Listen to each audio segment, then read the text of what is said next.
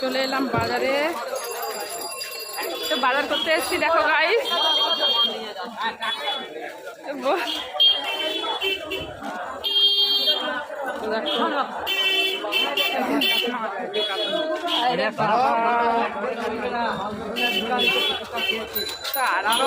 আনারসের সেন্ট বেরিয়ে গেছে। দেখো গাইস, দাও দাও,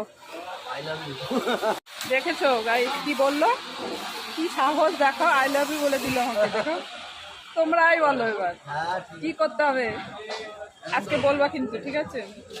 কমেন্ট করে বলো কি বলতে হবে একে, তাই বলো। নেক্সট দিন এসে বলবো, তোমাদের উপর ছেড়ে দিলাম। তো দেখো আজকে রবিবারের বাজার।